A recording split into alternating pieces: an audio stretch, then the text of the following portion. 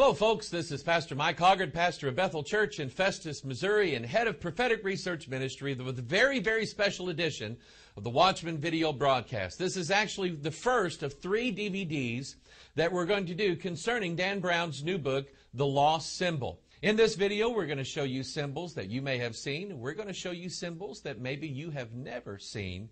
We're not only going to show them to you, we're going to reveal in this video exactly what they mean. A lot of people drive by lodges in their hometowns, Masonic temples. You see them all over the place. Most people never ever know what's going on inside of there, nor the rituals that are conducted or the things that go on there. We're going to show you not only some of those rituals, but we're also going to show you exactly what they mean. In the course of our study, we'll use several primary sources for our information. Number 1, Albert Pike's Morals and Dogma. Albert Pike is known as the grandfather of American Freemasonry and was a 33rd degree Scottish Rite Mason. He is so honored by Freemasons that he is entombed in the Mother Lodge of Freemasonry in Washington, D.C. Albert Pike said in his Morals and Dogma, Masonry, like all the religions, all the mysteries, Hermeticism, and alchemy, conceals its secrets from all except the adepts and sages or the elect, and uses false explanations and misinterpretations of its symbols to mislead those who deserve only to be misled, to conceal the truth which it calls light from them, and to draw them away from it. Truth is not for those who are unworthy or unable to receive it or would pervert it. Another source that we're going to use throughout this video is The Secret Teachings of All Ages by Manly Hall. Dan Brown based a lot of his book, The Lost Symbol, upon the teachings of Manly Hall, and specifically this book, The Secret Teachings of All Ages. In this book, Manly Hall writes, symbolism is the language of the mysteries. By symbols, men have ever sought to communicate to each other those thoughts which transcend the limitations of language. He also goes on to say, in a single figure, a symbol may both reveal and conceal. For to the wise, the subject of the symbol is obvious, while to the ignorant, the figure remains inscrutable. Hence, he who seeks to unveil the secret doctrine of antiquity must search for that doctrine not upon the open pages of books, which might fall into the hands of the unworthy, but in the place where it was originally concealed. He continues to write, concealed within the emblematic figures, allegories, and rituals of the ancients is a secret doctrine concerning the inner mysteries of life, which doctrine has been preserved in toto among a small band of initiated minds since the beginning of the world. Departing, these illumined philosophers left their formula that others, too, might attain to understanding. But, lest these secret processes fall into uncultured hands and be perverted, the great arcanum was always concealed in symbol or allegory. Those who can today discover its lost keys may open with them a treasure house of philosophic, scientific, and religious truths. Many Masonic authors teach and believe the language of symbolism got its start at the Tower of Babel, when God confused the languages of mankind. These men, realizing that they could not converse with each other in a normal fashion, began to use symbols to convey thoughts and later to conceal secret doctrines. Nimrod, the builder of the Tower of Babel and of Babylon, was referred to as, quote, the first and most excellent master. A Masonic text known as the Thistle Manuscript of 1756 says that Nimrod created the Masons and gave them their signs and terms so that they could distinguish themselves from other people. Now, in order to fully understand these Masonic symbols, we're going to divide them up into 3 themes or 3 categories. The first category is the evolution of man to godhood. Number 2, a coming kingdom on the earth, or a new age, or a new world order. Number 3, the rise and revealing of the Antichrist on planet Earth. Now, let's look at this first theme in understanding the symbols or the secret behind the symbols of Freemasonry. As always, we're going to use the Bible as our primary source for understanding. It and it alone has the whole truth of God contained in it. Let's look at Genesis chapter 3. We're going to go all the way back to the beginning. Let's look at Genesis chapter 3 to find the theme of the evolution of man to godhood. Remember, the serpent was in the Garden of Eden, and he was tempting Eve, the first woman. And this is what he said: "For God doth know that in the day ye eat thereof, then your eyes shall be opened, and ye shall be as gods, knowing good and evil." Manly Hall refers to this in his book, The Secret Teachings of All Ages, and refers to it as, quote, "the mystery of human evolution," and speaks of the process as turning, quote, "man into the estate of gods." There's an increasingly popular notion out there spreading around right now that's popular among biologists, scientists, futurists, philosophers. It's a term called transhumanism. It is the idea that humanity is going to elevate himself above what he is right now. There are other terms for this. Homonexus, which means the joining of man with a sort of a higher level, the evolution of man to a new level. Another term for this, homo evolutus, which basically means, and all of this concept revolves around the idea that mankind is about ready to enter his next stage of evolution. And that stage is going to be based upon the ability of man right now, scientifically, to either alter or allow the alteration of his DNA. DNA, the book of life itself. The double helix that is the essence of humanity. A book written by God himself that is to remain unaltered and unaccented by any means. Its structure is that of a spiral ladder, joined together by the rungs of 4 base pairs: adenine, guanine, cytosine, and thymine. These base pairs are sequenced to form amino acids. These amino acids, coated together in a certain structure, form the genes that make up humanity. Our first look at Freemason symbols is the ladder of Freemasonry. The ladder reaching from earth to heaven shows the ascension of man in evolutionary steps or degrees to godhood. Related to the Masonic symbol of the ladder is the Masonic winding staircase.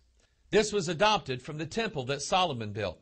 In 1 Kings chapter 6, verse 8, the Bible says, "The door of the middle chamber was in the right side of the house. And they went up with winding stairs into the middle chamber, and out of the middle into the third." He uses this symbol to show the path of illumination, man's path to godhood. In Dan Brown's own book, Professor Robert Langdon is quoted as saying, "The secret hides within is the core tenet of the mysteries, urging mankind to seek God not in the heavens, but rather within himself." In the human body, the DNA is stored in packages called chromosomes. Now, there are 23 of these chromosome pairs, or 46, inside each and every cell that you have. These chromosomes often take on the form of a cross or an X, and they're referred to as X chromosomes. It is interesting to note that in the opening chapter of Albert Pike's Morals and Dogma is the rule and gavel of Freemasonry brought together to form the cross, which now we know is a symbol for the X chromosome where our DNA is stored. Manly P. Hall writes in The Secret Teachings of All Ages, the cross is symbolic of the human body. Now, the second theme that we're going to look at in order to understand what all these Freemasonic symbols mean is the theme of a coming kingdom on the earth, or a new age, or as a lot of people are talking about, a new world order. There's a lot of things in the Bible that tell us about this, but we're going to focus specifically upon Daniel chapter 2. In Daniel chapter 2, King Nebuchadnezzar had a vision, and he didn't understand the vision. He couldn't even remember what the vision was. It was the prophet Daniel, a man of God, who came to him to reveal to him not only what this vision was, but the interpretation of the vision. Specifically in this case, we're going to concentrate upon the 4th kingdom prophesied by Daniel in the book of Daniel chapter 2. "And the 4th kingdom shall be strong as iron. For as much as iron breaketh in pieces and subdueth all things, and as iron that breaketh all these, shall it break in pieces and bruise. And whereas thou sawest the feet and toes, part of potter's clay and part of iron, the kingdom shall be divided, but there shall be in it the strength of iron, forasmuch as thou sawest the iron mixed with miry clay. And as the toes of the feet were part of iron and part of clay, so the kingdom shall be partly strong and partly broken. And whereas thou sawest iron mixed with miry clay, they shall mingle themselves with the seed of men. But they shall not cleave one to another, even as iron is not mixed with clay. A lot of Bible scholars over the years have tried to identify who exactly this fourth kingdom is or where it comes from. But let's follow the principles that are given to us in the Scripture concerning the number 4. In the book of Ephesians, Paul warned us that we wrestle not against flesh and blood, but against 4 things: a kingdom consisting of principalities, powers, rulers of darkness, and spiritual wickedness in high places. This coming fourth kingdom that Daniel predicted is a kingdom not of men, but a kingdom of fallen angels, led by the ultimate fallen angel himself, Lucifer. Daniel also spoke of this kingdom as a beast in Daniel chapter 7, having 10 horns. The Apostle John, who wrote the book of Revelation, also spoke of this beast rising up out of the sea, having 7 heads and 10 horns. These 10 horns are said to represent 10 kings that will control the population of planet Earth during Earth's last days.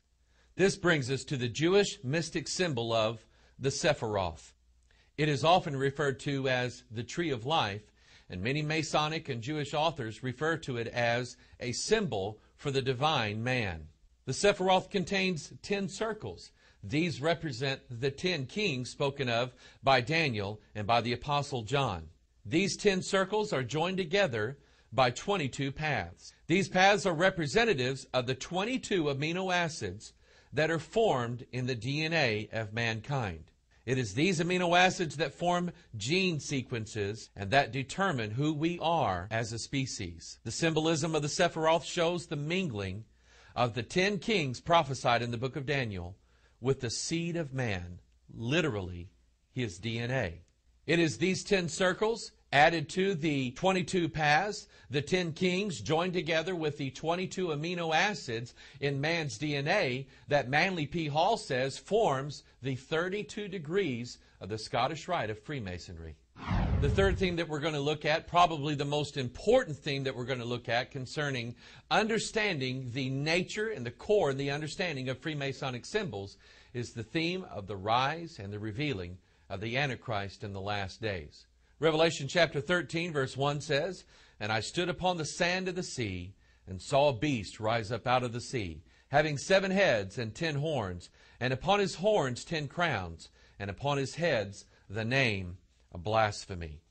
Revelation chapter 17 verse 8 says, "The beast that thou sawest was and is not, and shall ascend out of the bottomless pit, and go into perdition. And they that dwell on the earth shall wonder, whose names were not written in the book of life from the foundation of the world, when they behold the beast that was and is not, and yet is." In this passage, the Bible is teaching us is that this beast used to exist, is dead now, because he received a deadly wound upon his head. He's lying in the bottomless pit, the prison, as it were, that God has ordained to be let open in the last days, and once again will be revealed to mankind. Only this time he's going to be revealed not as a diabolical figure, but as God himself.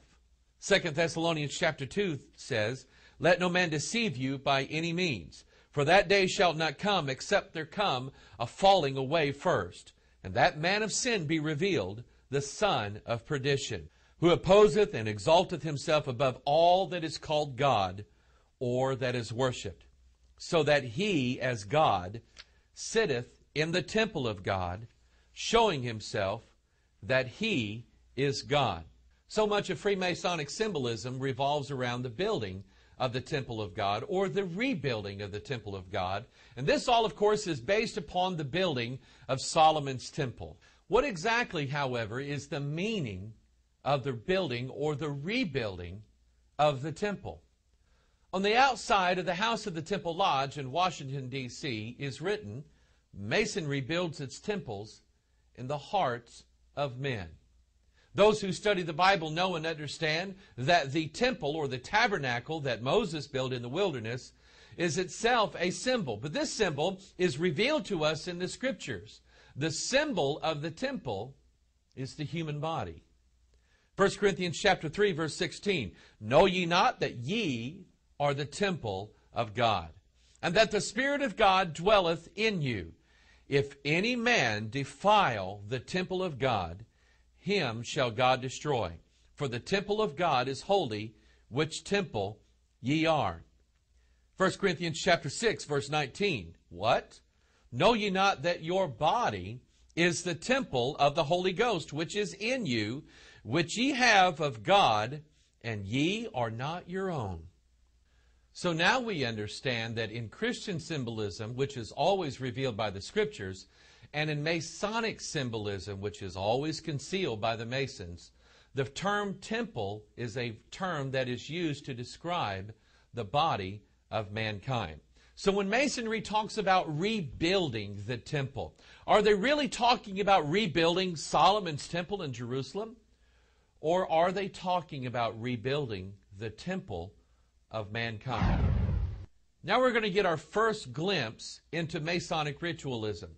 If a person wants to join the Masonic Lodge, he goes through what's called the Blue Lodge, which is the first 3 levels of Freemasonry. This candidate is taken into the lodge, and he sees a play, a ritual play, performed right in front of his very eyes. The play concerns Solomon, King Solomon, the builder of the temple, and the candidate actually becomes a character by the name of Hiram Abiff.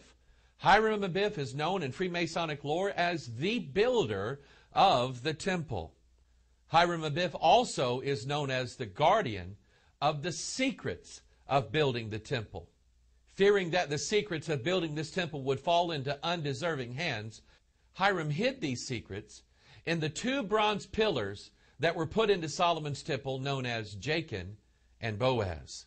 Shortly after hiding these secrets in Jachin and Boaz, 3 men known as 3 ruffians tried to persuade Hiram Abiff to give them the secrets of building this temple. Hiram refused. The 3 ruffians then murdered Hiram Abiff by giving him a deadly wound upon his head. This is exactly the way the Apostle John describes the Antichrist, or the beast, who ascends out of the bottomless pit in the last days. Notice Revelation chapter 13, verse 3. "And I saw one of his heads, as it were, wounded to death. And his deadly wound was healed, and all the world wondered after the beast." This deadly head wound upon the Antichrist is prefigured in types in the Old Testament. In the book of Judges chapter 4, we find a man by the name of Sisera, who was captain of the host of Jabin, who was the king of the Canaanites. Now these are the enemies of God's people. And Sisera, upon realizing that the battle against God's people was to be lost, ran and hid himself inside the tent of a woman. And here's what the Scriptures say. Judges chapter 4, verse 21. "Then Jael, Heber's wife, took a nail of the tent, and took an hammer in her hand, and went softly unto him, and smote the nail into his temples, and fastened it into the ground, for he was fast asleep and weary. So he died." This also is a beautiful picture of the cross of Jesus Christ, fastened in a sure place, being thrust into the place of Golgotha, which the Bible refers to as the place of the skull. In 1 Samuel chapter 17, we have a figure by the name of Goliath. And this is interesting because we know that the number of the beast is going to be associated with the number 6. And this is interesting because we know the Bible speaks of Goliath as being 6 cubits tall. He also has a spearhead that weighs 600 shekels of brass. And later on in the Scriptures, we find that Goliath, of course, being a giant, giants having 6 fingers and 6 toes on each hand and on each foot. So here we have a figure in the Bible who is full of 6s. And notice how this figure, Goliath, is defeated by David, who is a picture of the Lord Jesus Christ. "And David put his hand in his bag, and took thence a stone, and slang it, and smote the Philistine in his forehead, that the stone sunk into his forehead, and he fell upon his face to the earth. This image of Hiram Abiff appears in stone with a head wound in Roslin Chapel in Scotland. Roslin Chapel was built by the remnants of the Knights Templar, who are the progenitors of Freemasonry in America. Roslin Chapel was built to resemble Solomon's Temple. It was Roslin Chapel that was used in Dan Brown's earlier book, The Da Vinci Code. If you remember, the Da Vinci Code was one of the ways Dan Brown was trying to reveal that Jesus was married to Mary Magdalene. And in the book, The Da Vinci Code, Dan Brown referenced paintings of Mary Magdalene holding a skull. When the three ruffians killed Hiram Abiff, they buried him, and acacia sprigs were laid over his body to conceal it.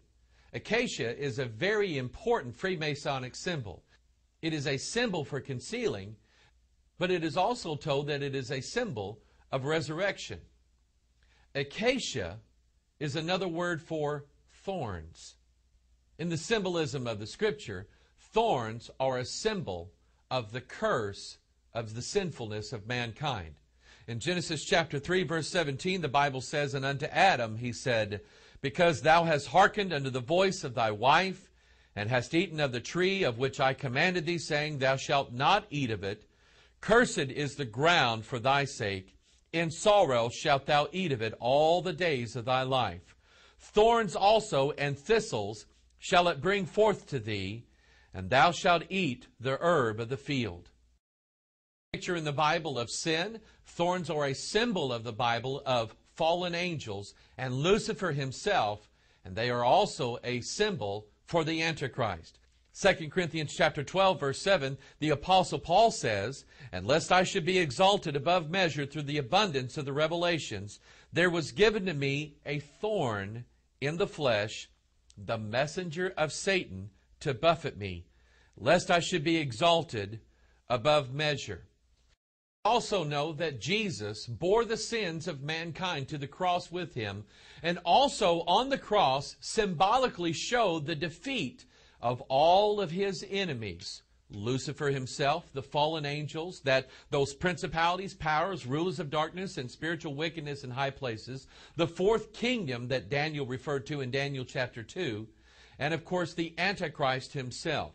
And so it is that on the cross we see the symbol of the thorns. John chapter 19, verse 2, "And the soldiers platted a crown of thorns, and put it on his head, and they put on him a purple robe." The prophet Ezekiel was warned that his message would be going to people who were of a rebellious house. The wickedness that was in Israel at the time prevented them from hearing the words of the prophet. And yet God encouraged the prophet by saying this, Ezekiel chapter 2, verse 6, "And thou, son of man, be not afraid of them, neither be afraid of their words, though briars and thorns be with thee. And thou dost dwell among scorpions. Be not afraid of their words, nor be dismayed at their looks, though they be a rebellious house." Now this is going to take us to one of the most interesting places in the Scriptures that I think that a lot of Freemasonic symbolism hinges around. Revelation chapter 9 and the blowing of the 7 trumpet judgments upon the earth in the last days. Here's what happens when the 5th trumpet sounds. "And the 5th angel sounded, and I saw a star fall from heaven unto the earth. And to him was given the key of the bottomless pit." Remember, that is where the beast is. "And he opened the bottomless pit, and there arose a smoke out of the pit, as the smoke of a great furnace. And the sun and the air were darkened by reason of the smoke of the pit. And there came out of the smoke locusts upon the earth. And unto them was given power, as the scorpions of the earth have power." In this passage, we see a star falling. And I believe that I know who that star is, and I will show that to you later on in this video. But a star falls, and to him is given the key of the bottomless pit. Remember, a lot of Freemasonic symbolism deals with the rise and the revealing of the Antichrist, or the ascension of the Antichrist from the place that he is right now. The key is given to him. He opens the bottomless pit, and a horde of demons that have been held in prison since time began are now being released upon planet Earth, and their appearance is as the appearance of scorpions. Now listen to the interesting warning given to the prophet Hosea concerning the last days. Hosea chapter 9, verse 6, "For lo, they are gone because of destruction. Egypt shall gather them up, Memphis shall bury them. The pleasant places for their silver, nettles shall possess them. Thorns shall be in their tabernacles." So understand the symbolism so far. Here we have the idea that thorns represent this fourth kingdom that Daniel spoke of in Daniel chapter 2, principalities, powers, rulers of darkness, and spiritual wickedness in high places. We also understand from Daniel that this kingdom shall actually mingle themselves with the seed of men. We also see that the tabernacle or temple is a picture of the human body, and Hosea is warning that in the last days thorns shall be in their tabernacles. Concerning this, Paul wrote in the book of Hebrews a final warning to mankind. "But that which beareth thorns and briars is rejected, and is nigh unto cursing, whose end is to be burned." In 1976, a movie was released that took the world by storm. The name of the movie, The Omen. The subject of the movie was about the birth and the revealing of the Antichrist. And in this case, the Antichrist is portrayed as a 5-year-old boy. The name of this boy? Damien Thorne. Now, what we've seen so far is that the ritual of the murder of Hiram Abiff is actually a concealing or actually a revealing of the death or the deadly head wound received by the beast, according to Revelation chapter 13. But the ritual doesn't end there. The key player in this, Hiram Abiff, is resurrected or brought back to life by means of what Masons refer to as the lion's grip, also known as the hand of the mysteries. And very simply, this lion's grip or hand of the mysteries is a symbol for the number 5.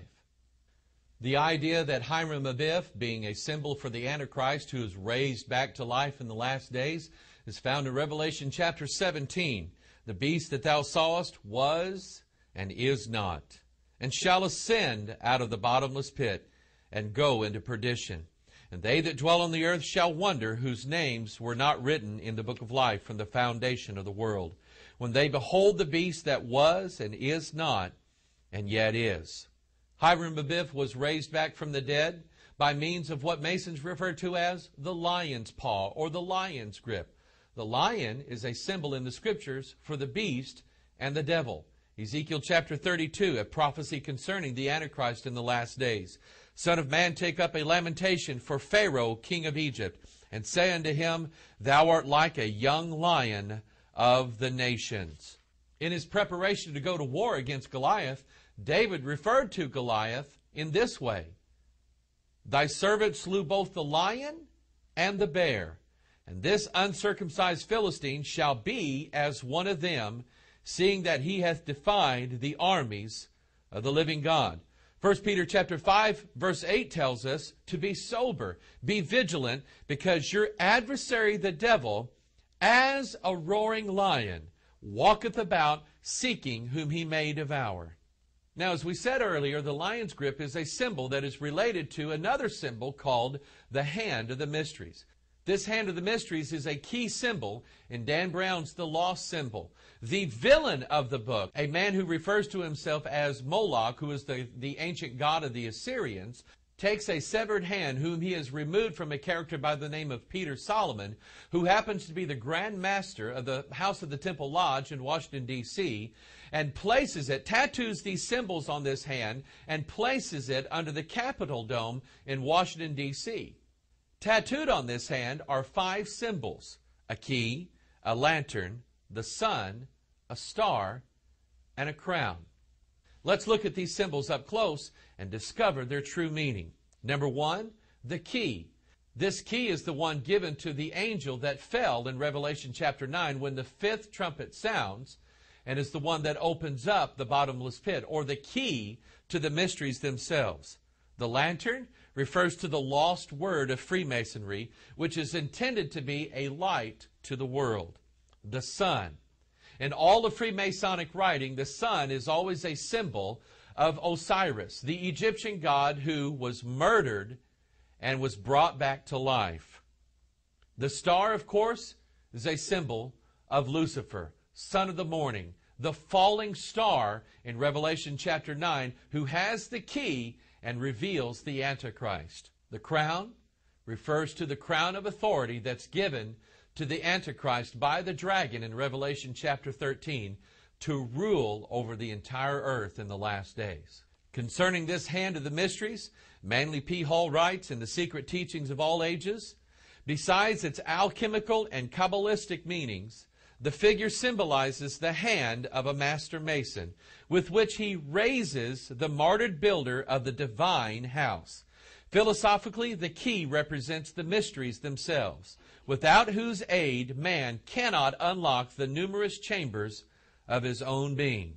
In the book, The Lost Symbol, Dan Brown refers to this hand of the mysteries by saying this: the hand of the mysteries is a formal invitation to pass through a mystical gateway and acquire ancient secret knowledge, powerful wisdom known as the ancient mysteries or the lost wisdom of all the ages. Revelation chapter 9 verse 1, and the fifth angel sounded, and I saw a star fall from heaven unto the earth, and to him was given the key of the bottomless pit. Revelation 9:11, and they had a king over them, which is the angel of the bottomless pit, whose name in the Hebrew tongue is Abaddon, but in the Greek tongue hath his name Apollyon.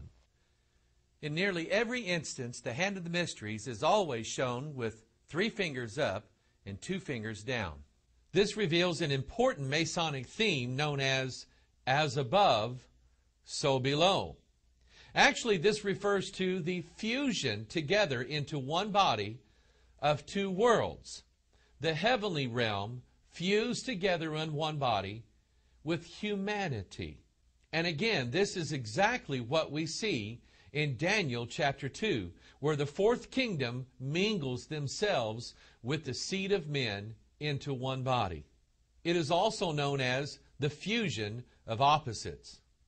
In Leonardo da Vinci's painting of the Last Supper, we see a figure standing next to Jesus, holding his hand outward with 2 fingers pointing upward and 3 fingers pointing downward, showing as above, so below. We also see the fusion of opposites in Leonardo da Vinci's painting of the Last Supper, in that Jesus is sitting next to not the disciple John, as some people think, but as what Dan Brown revealed in the Da Vinci Code, his wife, Mary Magdalene. The fusion of opposites together, male and female. The divine, as it were, in the form of Jesus, and the human in the form of Mary Magdalene. One of Leonardo da Vinci's signature works that was brought out in the Da Vinci Code, also written by Dan Brown, was a painting called Madonna of the Rocks. In this painting, we see baby Jesus bowing and giving obeisance to a baby, John the Baptist, who is giving him the as above, so below sign. Later on, Leonardo da Vinci painted a portrait of John the Baptist, giving that famous as above, so below sign. This portrait of John the Baptist was based upon an earlier sketch found in Leonardo's sketchbooks featuring an androgynous human being containing male parts and female parts that Leonardo da Vinci referred to as angel in the flesh. The meaning of this sketch is obvious. The fusion of the angelic realm into the human realm to make humans divine. Also a fulfillment of Daniel chapter 2. The artist Raphael used Da Vinci's likeness when he painted Greek philosopher Plato. He is depicted making the as above, so below sign. This concept of the fusion of opposites together, or as above, so below, is also seen in the Knights Templar symbol of Baphomet. Baphomet is seen with hands extended, one pointing up, one pointing down, 3 fingers on one hand pointing upward, 2 fingers pointing downward, and just the opposite on the other side.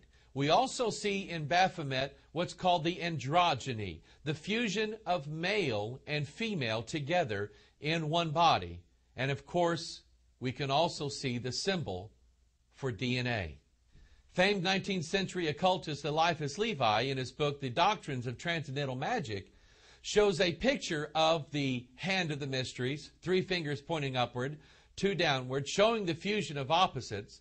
But notice the shadow that is created by this hand gesture, who some say is the image of Lucifer. Now let's look at the symbolism of the place where Masons meet, known as the Lodge. Freemason lodges can be seen in most towns and cities across the United States of America. But most people don't know, number one, what they symbolize, and number two, the inner workings of what goes on inside of the lodge. It's these things that we're going to concentrate on in this segment, and I'm going to show you some very interesting things about the secrets of Freemasonry concerning the lodge. Freemasonic author Albert Pike wrote in Morals and Dogma, "Every lodge is a temple." So already we can see that the lodge represents the human body. Prentice Tucker, a Masonic author, wrote in his book, The Lost Key, the lodge itself symbolizes the inner man. So the lodge is going to symbolize the workings of the secret of Freemasonry in the inner man. When a person joins the Freemason lodge, he is referred to as the candidate and is said to be searching for light. This is a symbolic word for Lucifer. Albert Pike wrote in Morals and Dogma, "Lucifer, the light bearer, strange and mysterious name to give to the spirit of darkness. Lucifer, the son of the morning, it is he who bears the light." The Apostle Paul reveals in 2 Corinthians chapter 11, verse 14, "And no marvel, for Satan himself is transformed into an angel of light." When the candidate himself is ready to join the Blue Lodge and go through the first 3 degrees, he is blindfolded, symbolic of the fact that he does not know yet who his worshipful master is. Hung about the neck of the candidate is a noose referred to as the cable tow. Masonic authors agree that it is always to be a cord of 3 strands. This cable tow is said to symbolize the death and the resurrection of the candidate, and is a symbol for the transformation of the Freemasonic candidate.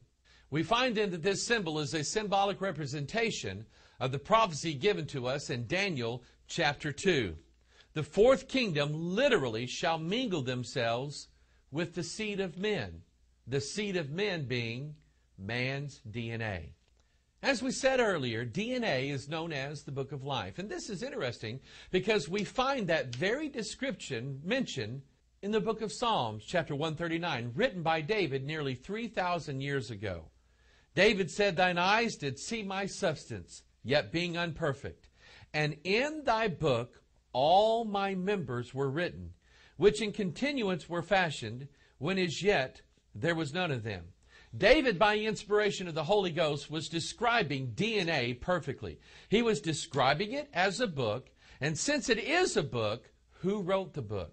We all know that God is the author of the Book of Life itself. And I want you to get this picture, because DNA is a picture of the Word of God. Here we have 2 strands of DNA, one on one side, one on the other. Those 2 strands represent the Old Testament and the New Testament of the Scriptures. DNA is joined together. These 2 strands are joined together, as we mentioned earlier, by 4 base pairs, adenine, guanine, cytosine, and thymine. And it's interesting to note that the Bible, the Old Testament and New Testament, is joined together by 4 Gospels: Matthew, Mark, Luke, and John. Now, seeing that DNA is a book of life, a book written by God, and is a perfect representation of the Word of God itself, the Holy Bible, there are rules that come into play here. God said, "To all mankind ye shall neither add to nor take away from the word that I have given you." Literally, in this case, God is giving a commandment that says no one can mingle themselves with the seed of men. The 4th kingdom mentioned by Daniel in chapter 2 will literally add to the Word of God by adding a 3rd strand to man's DNA. This is symbolic of the Mason's lost word, a representation of the Antichrist, being added to the double helix of man's DNA, making a triple helix, a 3-fold cord. a cable tow. A cable tow, or a noose around the neck of the candidate, also parallels the many descriptions and the prefigurings of the Antichrist in the Scriptures. Genesis chapter 40, verse 19, "Yet within 3 days shall Pharaoh lift up thy head from off thee, and shall hang thee on a tree, and the birds shall eat thy flesh from off thee." This was in reference to a prophecy given by Joseph to Pharaoh concerning Pharaoh's baker, who, watch this now, was being held in prison. Joseph revealing by God that this baker would be taken out of prison, or revealed or released from the pit that he was in, and he was to be hung from a tree. In the book of Joshua, we find one of the enemies of the nation of Israel, the king of Ai. In Joshua chapter 8, verse 29, the Bible says, "And the king of Ai he hanged on a tree until eventide. And as soon as the sun was down, Joshua commanded that they should take his carcass down from the tree, and cast it at the entering of the gate of the city, and raise thereon a great heap of stones that remaineth unto this day." In the book of Joshua chapter 10, this is the story where Joshua commanded the sun to stand still. Joshua and his men encountered the 5 kings of the Philistines. Upon finding these 5 kings, Joshua commanded that they took these 5 kings and cast them into a pit where they were hidden. Then in Joshua chapter 10, verse 22, the Bible says, "Then said Joshua, Open the mouth of the cave, and bring out those 5 kings unto me out of the cave." And in verse 26, the Bible says, "And afterward Joshua smote them, and slew them, and hanged them on 5 trees. And they were hanging upon the trees until the evening." We also have another symbol of this in the form of Absalom, who was the son of David. Absalom, if you remember, was trying to steal away the kingdom from his father, David. David being a picture of the shepherd, Jesus Christ. Absalom would then represent the Antichrist. Notice what is said in 2 Samuel chapter 18. And you have to remember something, that in our description of the demons that are released out of the pit in Revelation chapter 9, one of the descriptions that's given of them is that they have long hair like a woman. Notice what the Scripture says about Absalom in 2 Samuel chapter 18. "And Absalom met the servants of David, and Absalom rode upon a mule, and the mule went under the thick boughs of a great oak, and his head caught hold of the oak, and he was taken up between the heaven and the earth. And the mule that was under him went away, and a certain man saw it, and told Joab, and said, Behold, I saw Absalom hanged in a yoke." Now, let me add to this a very interesting verse out of the book of Colossians chapter 2. Notice what the Scripture says. "Blotting out the handwriting of ordinances that was against us, which was contrary to us, and took it out of the way, nailing it to his cross." This is referring to Jesus Christ. "And having spoiled principalities and powers," remember the 4th kingdom? "He made a show of them openly, triumphing over them in it." The Bible is telling us that Jesus made a show, a triumphant show, of his enemies while he was hanging on the cross. Notice then what the Scripture says in the book of Acts chapter 5. "The God of our fathers raised up Jesus, whom ye slew and hanged on a tree." Galatians chapter 3, verse 13. "Christ hath redeemed us from the curse of the law, being made a curse for us, for it is written, Cursed is every one that hangeth on a tree."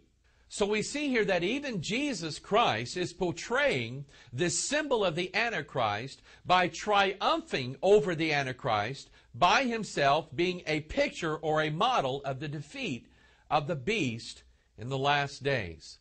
Which leads us to another famous figure in the Scriptures that was hanged on a tree. His name was Judas Iscariot.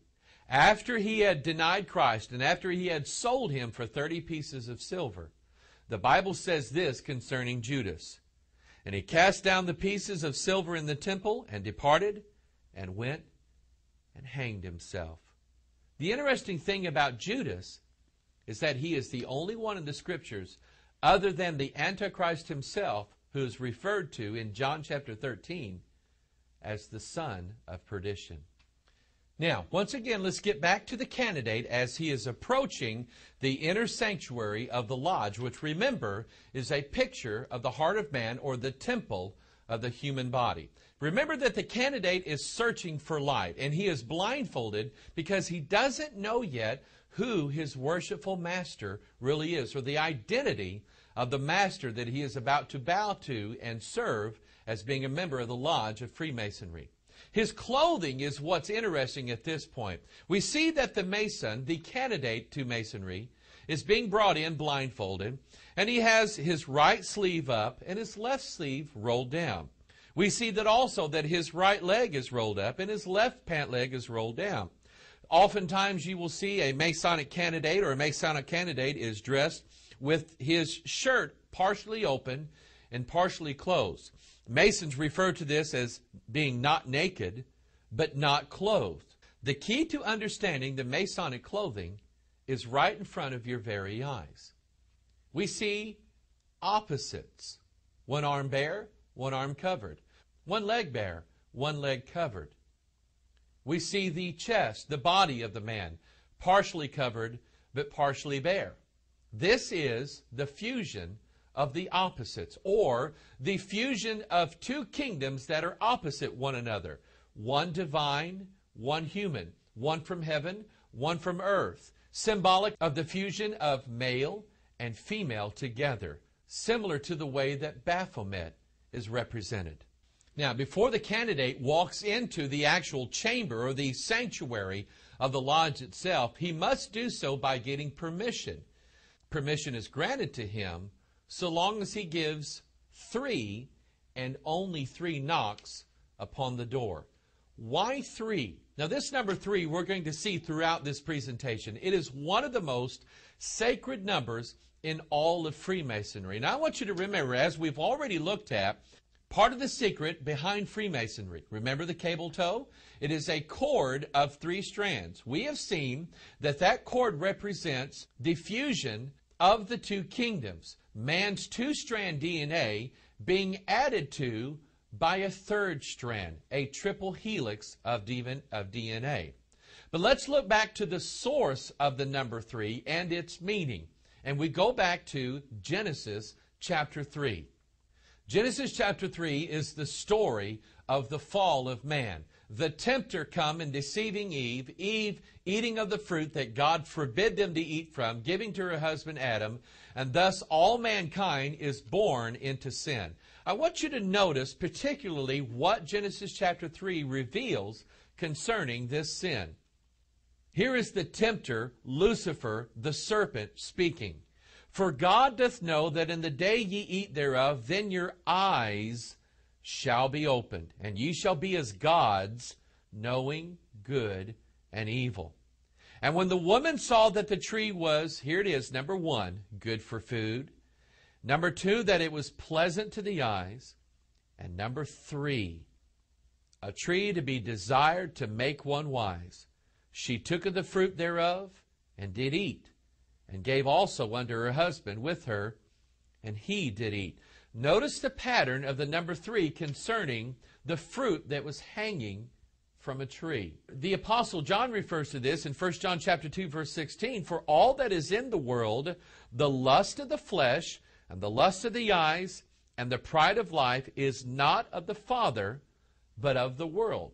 So we see that the sinfulness of man is always associated with the number 3.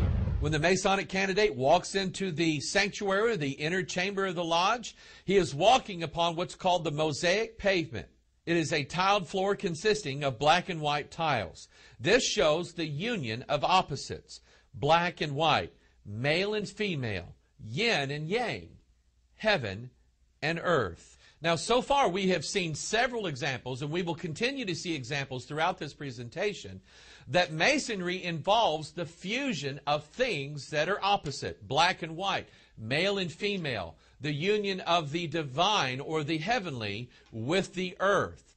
And yet God reveals to us in His Word that the true nature of Bible Christianity and the true belief of God is not the fusion of things that are opposite, but the separation of things that are opposite, including light and darkness.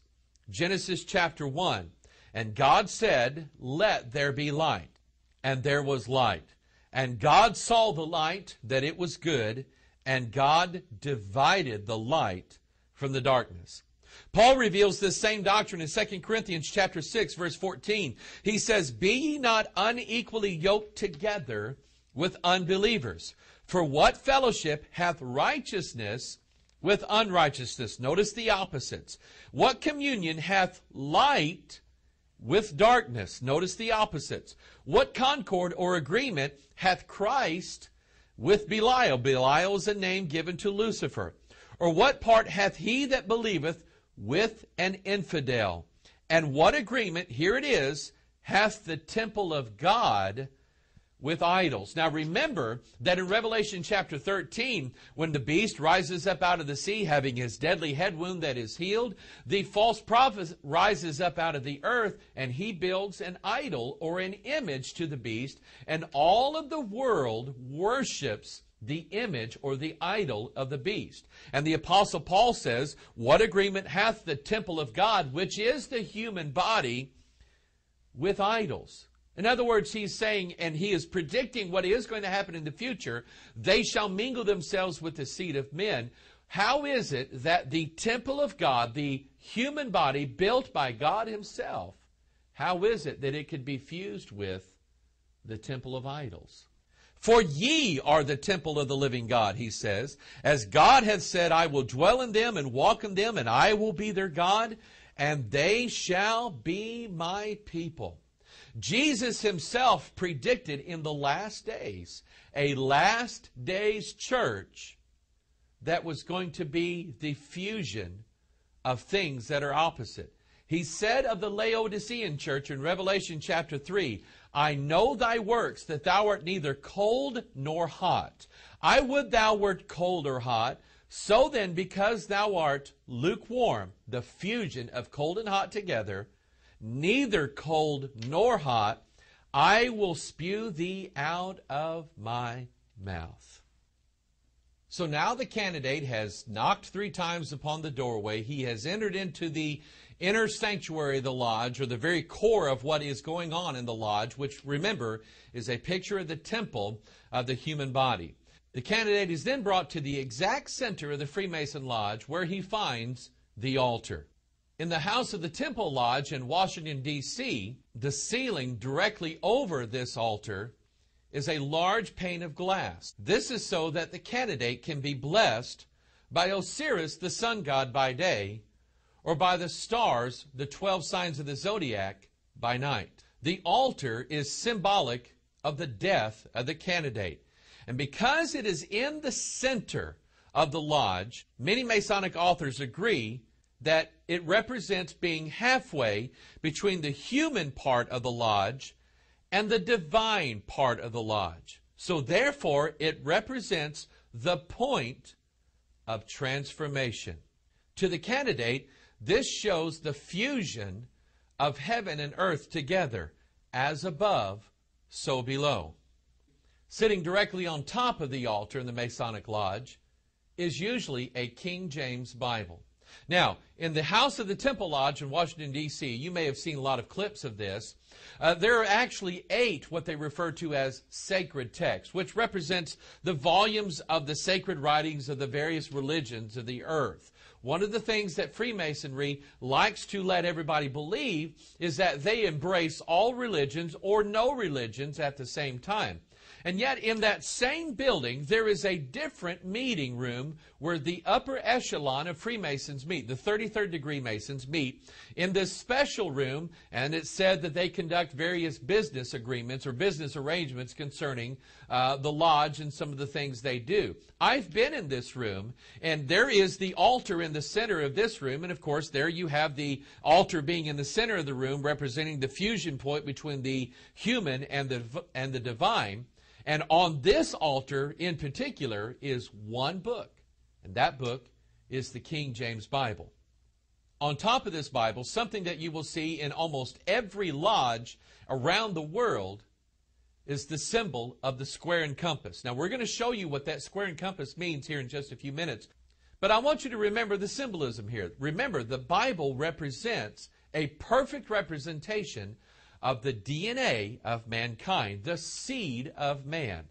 And now we have something placed on top of it, along with it, because they believe the Bible to be an imperfect book. It needs to have something added to make it right. Here again is the symbol that man right now is in an imperfect state. Once something is added to mankind, he will now be a perfect being, a God. This then brings us to what is the quintessential symbol of all Freemasonry, the square and compass. The images are based upon the tools of a stonemason. Almost every Masonic author agrees that the square and the compass fused together represent the fusion of things that are opposite. Albert Pike reveals in Morals and Dogma that the square represents the earth, the female, the passive. The compass then represents the heavens, or the male part, or the active principle. And they are fused together. This shows the fusion of the two kingdoms that Daniel spoke about in Daniel chapter 2. They shall mingle themselves with the seed of men. Notice this emblem from Albert Pike's Morals and Dogma, which is the cover symbol for the 32nd degree, which is called the Sublime Prince of the Royal Secret. Notice we have a figure here, a body. In the right hand, the body is holding the compass. In the left hand, the body is holding the square. And of interesting note is that this body has fused into its body two heads, that of a man and that of a woman. The fusion of things opposite together. That is what the symbol of the square and compass means. If then the compass represents the male and the square represents the female, fused together, the symbol of the letter G would then represent their offspring, or the result of their fusion together. Many Masonic authorities agree that the letter G represents geometry, or several of them say that it represents God. But one of the easiest ways to identify the letter G and the symbolic meaning behind the letter G is to count. The letter G is the 7th letter of the alphabet. And so G represents the number 7. Remember, as we discovered earlier, that the beast, the Antichrist, has 7 heads. His father, the dragon, the one who gives him the authority, also has 7 heads. This is representative of the opposite of the 7 spirits of God, or as the Apostle John referred to, the spirit of Antichrist that is already working in the earth. Masons often use multiple ways of showing or concealing a symbol or a number. Another way of showing the number 7 is by use of the triangle and the square. The triangle, of course, having 3 points, the square having 4. Albert Pike says in Morals and Dogma, 7 is the sacred number in all theogonies and all symbols because it is composed of 3 and 4. He later goes on to say the symbol of the triangle and the square together is symbolized by a warrior crowned, bearing a triangle on his cuirass, standing on a cube to which are harnessed 2 sphinxes, one white and the other black, pulling contrary ways and turning the head to look backward. And again, Albert Pike later reveals that the triangle is a symbol of the heavens, or the male principle. The cube or the square is a symbol of the earth, the female principle, and they are fused together. This design, that of a triangle on top of a cube or a square, is seen in the design of the House of the Temple Lodge in Washington, D.C. This lodge is at the opening and the closing scene of Dan Brown's Lost Symbol. Let's look a little more closely at the House of the Temple Lodge in D.C. and the design of the building. We see that the bottom part represents a cube, which Albert Pike says represents the earth or the female principle. It has 33 pillars. On top of this is a step pyramid, which Albert Pike says represents the heavens or the male principle. It has 13 steps. So we have the earth principle representing man fused together in the same temple with the heavenly principle representing Daniel's fourth kingdom that shall fuse themselves in with the seed of men. And if we were to count, we would find that 33 pillars added to 13 steps gives you the number 46. This is the exact same number of chromosomes in the human cell where the DNA is stored. This is also symbolized in the combination of the Scottish rites and the York rites of Freemasonry. In the Scottish rite, there are 33 degrees. In the York rite, there are 13 degrees. Added together, you get 46, the number for the temple of man. The design for that Masonic House of the Temple Lodge in Washington, D.C. is being mirrored all over the country. Near our hometown in St. Louis, Missouri, it is the basis for the St. Louis Civil Courts building. You have a Greek Parthenon, a symbol of the cube or the number 4, topped by a step pyramid, symbol of the number 3 or the divine, fused together. On top of that, you have two sphinxes, and I'll show you what a sphinx is here in just a little bit. But you have two sphinxes, one pointing in one direction, east, and one pointing in the other direction, west. It represents the fusion of opposites together. Most people walk up and down the streets of St. Louis and never have an idea of what this building represents until now. It's also seen in the Indianapolis War Memorial and in the police headquarters building in Los Angeles, California. You might be able to see a building near your hometown with the same design, and now you know what it means. Another way of depicting the number 7 is by way of the lambskin apron. This apron consists of a triangle, which is a representative of the number 3, the heavenly, and a square representative of the number 4, the earthly. They are fused together in one apron, showing the fusion of the two kingdoms. Another symbol that is closely linked with the square and compass of Freemasonry is that of the blade and chalice. Dan Brown referred to this and actually revealed this to the world in his book, The Da Vinci Code. It is seen in Da Vinci's painting of the Last Supper, the image of Christ being the blade or the triangle pointing upward, the space between he and the woman sitting next to him, who's supposed to be Mary Magdalene, being a symbol of the chalice or the earth principle, and they are fused together, the human being fused with the divine. This fusion of opposites in the blade and the chalice can be seen in what most people call the Star of David, but it was actually referred to as the Seal of Solomon. It represents the key to immortality, or union of the human with the divine. Eliphas Levi, in his book, The Doctrine of Transcendental Magic, calls it the chariot of Ezekiel, which is a reference to Ezekiel chapter 1 and the 4 cherubs that Ezekiel saw bearing up the throne of God. These 4 cherubs in the occult world are symbolic of the 4th kingdom of the book of Daniel chapter 2, where they shall mingle themselves with the seed of men. Albert Pike says in Morals and Dogma, "For the master, the compass of faith is above the square of reason, but both rest upon the Holy Scriptures and combine to form the blazing star of truth." Albert Pike later goes on to reveal that the blazing star actually represents the god Horus, who is the son of Osiris, the sun god. Remember, he is the one that is murdered and brought back to life. And Isis, or in other words, the male principle and the female principle, the heavens fused with earth, the divine fused with human beings, and is the same as the all-seeing eye of Freemasonry.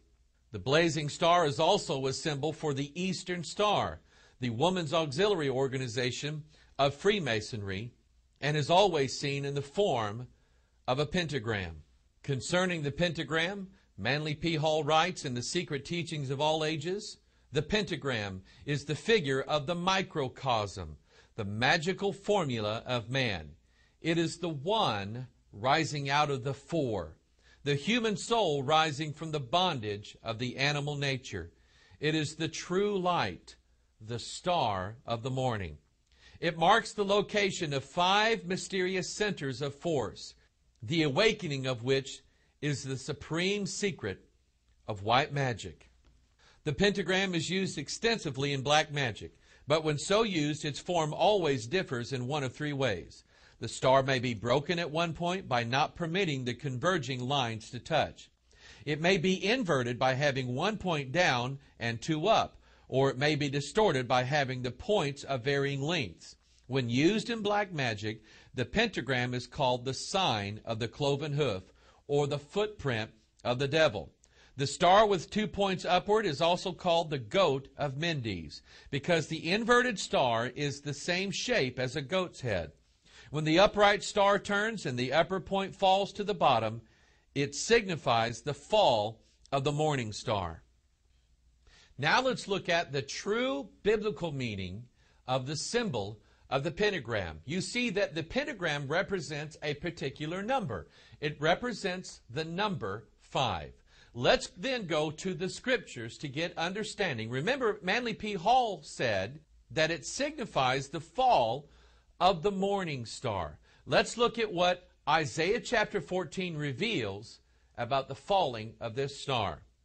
How art thou fallen from heaven, O Lucifer, son of the morning?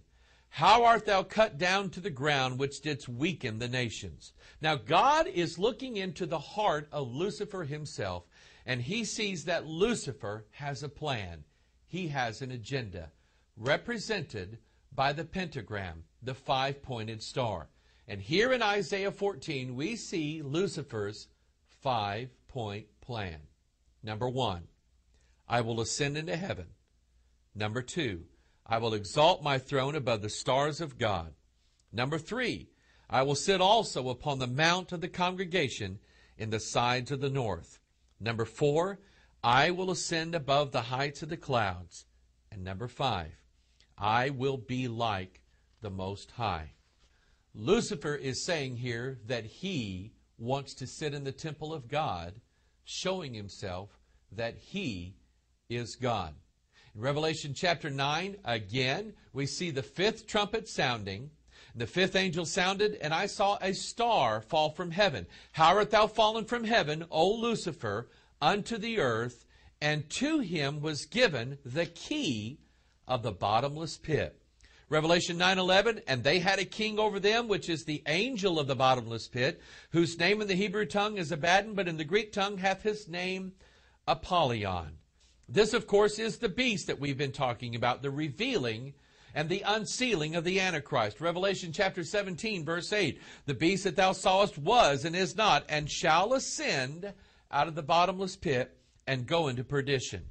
Now, you may have seen the pentagram in a lot of places, but specifically, it is commonly associated with the occult or with the religion of Wicca. Wicca practices what's called the Great Rite ritual. Let's look at what this ritual is and its association with the 5-pointed star or the pentagram. In Wicca, the Great Rite is either ritual sexual intercourse or else a ritual symbolic representation of sexual intercourse. In the symbolic version, the high priest plunges the athema, or ritual knife, the male symbol, into a cup or chalice, the female symbol, which is filled with wine and is held by the high priestess. The Great Rite symbolizes creation in the union of the maiden goddess with the lover god, and thus is also known as a fertility rite. A variety of ritual occasions call for the Great Rite to be performed, such as during the festival of Beltane on or about May 1st. Author Kathy Burns reveals that the Great Rite invocation specially declares that the body of the woman taking part is an altar, with her womb and generative organs as its sacred focus, and it reveres it as such. The high priestess then lays herself down towards the altar, and her arms and legs outstretched to form the pentagram. A quote from paganlibrary.com reveals, the high priestess then lays herself down, face upwards, with her arms and legs outstretched to form the pentagram. The high priest fetches the veil and spreads it over the high priestess' body, covering her from breast to knees. He then kneels facing her with his knees between her feet. This is why in the Freemason Lodge the altar is usually in the place of the blazing star, a pentagram. This is also why the candidate kneels before the altar. The meaning, of course, of the Great Rite ritual reveals the secret of Freemasonry, the union of opposites, male and female together, or the joining of the divine with the human. Manly P. Hall writes in The Secret Teachings of All Ages, the Pythagoreans taught that the elements of earth, fire, air, and water were permeated by a substance called ether, the basis of vitality and life. Therefore, they chose the five-pointed star or pentagram as the symbol of vitality, health, and interpenetration. Another symbol related to the pentagram is the symbol of the Skull and Bones. The Skull and Bones Society is the secret society located at Yale University. George Herbert Walker Bush, George W. Bush, and John Kerry were all members of the Skull and Bone Society. The skull and bone consists of two leg bones crossed and a skull placed over them. The skull is that of the enemy of God, the Antichrist. The crossbones are a symbol for the chromosomes where the DNA is stored. The meaning of the skull and crossbones is the mingling of the seed of men with the beast, the Antichrist. In towns and cities all across America, Freemasons are often involved in the laying of a cornerstone of a building. This cornerstone ceremony often features a stone suspended by a tripod, a symbol for the number 3, and the stone is anointed with 3 gifts: corn, wine, and oil. Masonic author Prentice Tucker refers to these in his book, The Lost Key, as, quote, the wages of the stonemason. The wages, the corn, wine, and oil, are symbolic of the results in spiritual or mental qualities of work done by the Spirit in the lower natures. Corn is a symbol of death and resurrection, burying the seed in the ground, a type of the buried lost word of Freemasonry. Hence, it is a symbol for the Antichrist who is buried in the heart of the earth, the abyss, the pit. In time and in season, the germ of the corn will rise up from the ground with new life. This is a reference to the beast who was and is not, and yet shall be. Wine is a symbol of either drunkenness or wisdom. New wine, which is a representation of the Holy Spirit of God through the pages of the Bible, is a spirit of wisdom. Old wine, which is poured out by Babylon the Great, the mother of harlots and abominations of the earth, is a symbol of drunkenness. Remember, Babylon holds a golden cup in her hand, and it is full of the wine of drunkenness. This cup is also associated with what Dan Brown referred to in the Da Vinci Code as the Holy Grail, the secret of immortality, the secret of men becoming gods. Oil is a symbol of separation and anointing. This itself is a symbol of the entering in of and being led by a spirit. The symbol of corn, wine, and oil together is a veiled reference to the number 3. From Genesis 3, remember, we learned of the 3 parts of sin: the lust of the flesh, the lust of the eyes, and the pride of life. It is also a revelation of the man of sin that is to be revealed, the son of perdition. Since Masonic authors refer to corn, wine, and oil as the symbols of the wages of a stonemason, we reference Romans chapter 6, verse 23 that says, "For the wages of sin is death." The symbol of corn, wine, and oil also is a symbol for the triple helix. Wine and oil in many Masonic ceremonies are often carried in silver vessels. The corn, however, which is representative of the Antichrist, is almost always carried in a gold, showing the superiority of the one over the 2. Hence, the superiority of the 3rd strand of DNA over the other 2 strands of DNA written by God Himself. Now, there is a little-known Masonic symbol called the Lewis key. The Lewis key was a device used to lift large stones into place, used in Masonic cornerstone ceremonies. The Lewis key consists of 2 half-triangle pieces of metal inserted into a corresponding notch and the top of the stone. The key is the third or center part that binds them together and holds them in place. As with most things in masonry, the secret to the Lewis key is concealed in stone. The Lewis key can be seen on an old Masonic tracing board showing a figure making the as above, so below sign with the Lewis keys for hands. The Lewis key then is a symbol for the number 3, showing the 2 half triangular pieces are insufficient without the third, a representation of the triple helix, 3-strand DNA. Also referencing the number 3, we find as we walk through the lodge the 3 lights of Freemasonry. They form a triangle inside the center of the Masonic lodge, but not any triangle, a right angle triangle or a Pythagorean triangle. Pythagoras was a philosopher and mathematician who lived about 500 years before Christ. Albert Pike says that he was named after a python, a serpent. Pythagoras devised what was to be called the Pythagorean theorem. The Pythagorean theorem states the square of the hypotenuse is equal to the sum of the squares of the other 2 sides. Hence, a squared plus b squared equals c squared. All Masonic writers agree and understand this to be a veiled reference to the great secret. A squared, or the first line of the right angle triangle, represents the male, Osiris, one of the sons of God, or the Iron Kingdom in Daniel chapter 2. B squared, or the second line of the right angle triangle, represents the female, Isis, the daughters of men, referenced in Genesis chapter 6, or the kingdom of clay in Daniel chapter 2. C squared, then, is the result of their fusion together, the Antichrist, or the final evolution of men into gods. Triangles themselves are a very sacred symbol in Freemasonry. It is a representation of the number 3, hence a representation of the Antichrist or the man of sin. It is interesting to note that Freemasons also use the symbol of the triangle as a symbol for resurrection. But in this case, it would be the resurrection of the man of sin. It is also representation of the triple helix DNA.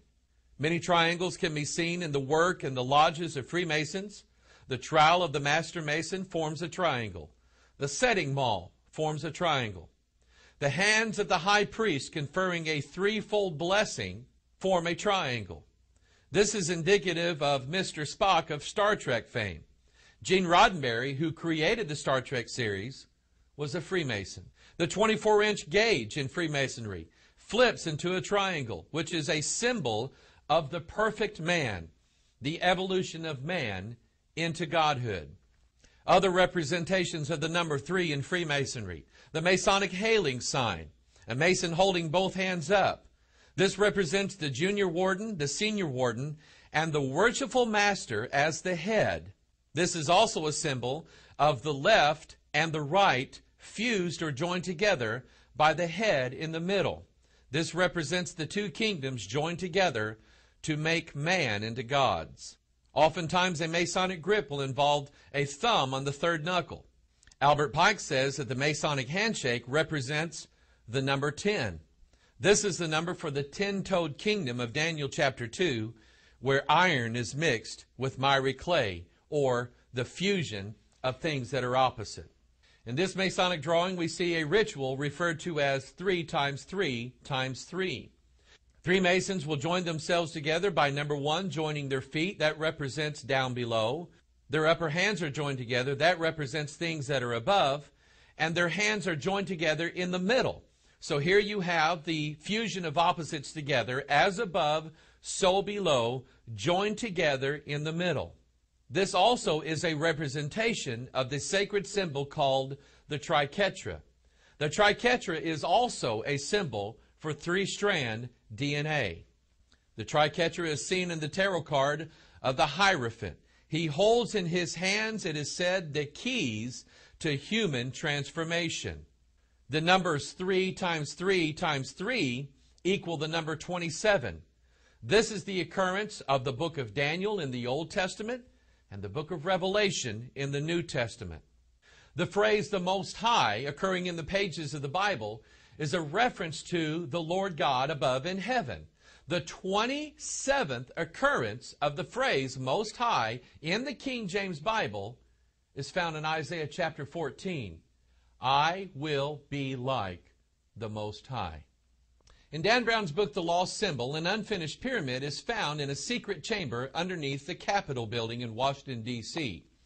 The main character of the book, Robert Langdon, has been previously given possession of the capstone, and it is told that the two must come together in order to solve the mystery and give the villain of the book, Moloch, the key to transformation.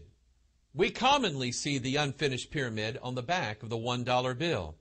The all-seeing eye is the capstone of the unfinished pyramid. Masons would tell you that the all-seeing eye is the all-seeing eye of providence or of God. But Manly P. Hall refers to this in his book, The Secret Teachings of All Ages, as the Masonic Christ, who is the God with one eye. The all-seeing eye capstone is a representation of the illumination of the third eye in the New Age movement and the occult. In the Hindu religion, a person will often place a mark upon their forehead as an emblem of their third eye being opened or their inner light being opened, showing in a symbol that they have been transformed into gods. This was the promise given by Lucifer, the serpent, to Eve in Genesis chapter 3, and that he promised her that her eyes shall be opened and she shall be as gods. The symbolic meaning of the pyramid is that the base of the pyramid has 2 points. These represent the current 2 strands of human DNA. It is unfinished in Masonic idealism. It is incomplete. It will be completed by the addition of the Masonic Christ, the Antichrist, the kingdom that shall mingle themselves with the seed of men. When the blindfold is taken off the candidate in the Blue Lodge of Freemasonry, it is revealed to the candidate that he is now knelt before a man who is referred to as the worshipful master. This is in direct violation of the scriptures which say, Be not ye called Rabbi, for one is your master, even Christ, and all ye are brethren. And call no man your father upon the earth, for one is your Father which is in heaven. Neither be ye called masters, for one is your master, even Christ. Manly P. Hall writes that the worshipful master is a symbol of the sun god Osiris. He says, the sun rises in the east, and in the east is the place for the worshipful master. As the sun is the source of all light and warmth, so should the worshipful master enliven and warm the brethren to their work. One of the abominations that God saw among the elders of Israel, found in Ezekiel chapter 8, was the fact that they were worshiping the sun toward the east. And he brought me into the inner court of the Lord's house, and behold, at the door of the temple of the Lord, between the porch and the altar, were about 25 men, with their backs toward the temple of the Lord, and their faces toward the east, and they worshipped the sun toward the east. It could be said then that the true light of Freemasonry is the worshipful master. It is the worshipful master in the drama of Hiram Abiff, with the key of the lion's grip in his hand, who raises Hiram Abiff, which remember is a symbol for the Antichrist, back to life. In the symbolism of the Masonic Lodge, you have the junior and senior warden seated to the right and to the left of the worshipful master who sits on a throne. This same symbolism is associated with the Masonic hailing symbol and the capstone topping off the unfinished pyramid. In the House of the Temple Lodge in Washington, D.C., this throne that the worshipful master sits on is exactly 33 feet tall. 33 is a number that is highly sacred to Freemasons, and at the end of this broadcast, we will show you exactly what this number 33 means. One of the most significant and telling symbols in all of Freemasonry are the symbols of the 2 pillars of the temple, Jachin and Boaz. They are seen in the House of the Temple Lodge in Washington, D.C. as 2 sphinxes. A sphinx is the fusion of a human and a lion, revealing the purpose of the fourth kingdom in Daniel chapter 2, when they shall mingle themselves with the seed of men. One sphinx has the ornament of a female. The other has the ornament of the male in the form of a serpent. Often you will see Jacob and Boaz and Masonic emblems topped with a globe. One is a representation of the earth. The other is a representation of the stars. Again, this shows the mingling of the two kingdoms or the two realms in Daniel chapter 2. The earthly realm with the divine or angelic realm. But the most telling aspect of Jacob and Boaz and what they really represent is revealed to us in the pages of the Scriptures. Remember that the temple is a picture of the human body. Solomon built in the entrance to his temple 2 pillars made of brass. 1 Kings chapter 7 gives us a number associated with those 2 pillars. For he cast 2 pillars of brass, 18 cubits high apiece, and a line of 12 cubits did compass either of them about. And he made 2 chapiters of molten brass to set upon the tops of the pillars. The height of the one chapiter was 5 cubits. The height of the other chapiter was 5 cubits. This gives the total height of the 2 pillars in Solomon's temple as 23 cubits apiece. This is the exact number of chromosome pairs that are found in every cell of the human body where our DNA is stored. Often in Masonic emblems, you will see Jacob and Boaz joined together by an arch, the royal arch of Freemasonry. As in stonemasonry, both the strength and the binding together of the arch lies in the keystone. The imagery is that of 2 opposites, male, female, heaven and earth, the human and the divine, held together by the keystone. The keystone is related to the lapis lazuli, or the hidden stone, or the lost stone, or the lost word of Freemasonry. This stone, or lost word, lies buried and is waiting to be revealed in due season. The keystone then is another symbol for the beast who was and is not and shall ascend out of the bottomless pit. It is interesting to note that Pennsylvania is referred to as the Keystone State because it lies in the center of the 13 original colonies. It was there that our nation was first founded. Another form of Jacob and Boaz with the royal arch is seen in the equinoxes. 2 days out of the year, March 21st and September 21st, are the 2 days of the year when there is an equal amount of hours in both day and night. 12 hours in the day, 12 hours in the night. This is, in Masonic imagery, a symbol of the fusion of opposites, day and night, earth and heavens, human and divine. Now here's an interesting fact. The center point, or keystone of the equinoxes, falls on December the 22nd. This is also known as winter solstice. There was a feast in ancient Rome in the ancient mysteries referred to as the Saturnalia that surrounded the keystone day of December the 22nd.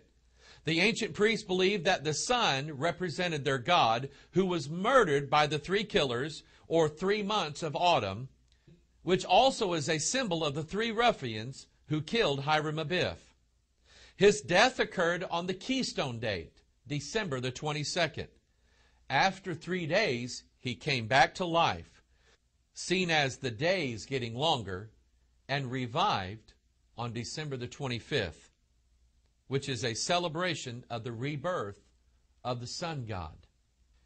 Is it possible that the Bible was referencing this when it says in Revelation chapter 11, "And when they shall have finished their testimony," speaking of the 2 witnesses, "the beast that ascendeth out of the bottomless pit shall make war against them, and shall overcome them, and kill them. And their dead bodies shall lie in the street of that great city, which spiritually is called Sodom in Egypt, where also our Lord was crucified. And they of the people and kindreds and tongues and nations shall see their dead bodies 3 days and a half, and shall not suffer their dead bodies to be put in graves. And they that dwell upon the earth shall rejoice over them, and make merry, and shall send gifts one to another. because the two prophets tormented them that dwell on the earth. Another representation of the equinoxes, or the pillars of Jacob and Boaz, are seen in the two saints, John the Baptist, and John the Divine. These two men represent the rough and smooth ashlars of Freemasonry, or the rough and smooth stones of Freemasonry. John the Baptist represents the rough ashlar. John the Revelator represents the smooth ashlar. The symbol of the rough ashlar and the smooth ashlar, or the rough and smooth stone, represents the imperfection of man being brought to perfection by the working tools of Freemasonry. Often in Masonic imagery, you'll see two lines. They represent the saints, John, and they fall on either side of a circle with a dot in it. This is referred to as the point within the circle. Dan Brown refers to it in the law symbol as the circumpunct. The circle is the symbol for the female. The point is the symbol for the male. This shows again the union of these two opposites to produce godhood. Also associated with the equinoxes, or the two pillars of Jacob and Boaz, is the equality symbol, usually represented by a pair of balances. These show equality, or things that are fused together and balanced and equal. Balance is a core principle in many Asian philosophies, and it is the central theme behind the yin-yang. The idea of balance can be seen on the tarot card of justice. Here we have a woman, a goddess, holding a sword in one hand representing the male, and a pair of balances in her other hand representing the female, the fusion of opposites together. This same symbol can be seen on the exterior of many courthouses all across America. One of the more prominent Masonic symbols is that of the Rose Cross, seen here on a Masonic temple in McAlester, Oklahoma. Albert Pike said the rose and the lotus are yonic emblems, signifying primarily the maternal creative mystery, which basically means that the rose is a symbol for mystery, Babylon the Great, the mother of harlots and abominations of the earth. According to Dan Brown's earlier novel, The Da Vinci Code, a common phrase for those involved in mystery religions and secret societies is that of sub rosa, which means under the roses. This symbol, when used, is used to indicate something that's done in secret, or something that is concealed, or something that is hidden. The symbol of the rose is often used in Roman Catholic cathedrals. Many of these Roman Catholic cathedrals were built by the Knights Templar during the Middle Ages. In the Templar-built Roslin Chapel in Scotland, we see roses adorning the ceiling. Often these roses come in the form of a 5-petaled rose, which is the form of a pentagram. Here again we have a secret symbol for the number 5, which refers us to Isaiah chapter 14 and Lucifer's 5-point plan. I will ascend into heaven. I will exalt my throne above the stars of God. I will sit also upon the mount of the congregation in the side to the north. I will ascend above the heights of the clouds. I will be like the Most High. This also brings us to an association with the 5th trumpet in Revelation chapter 9.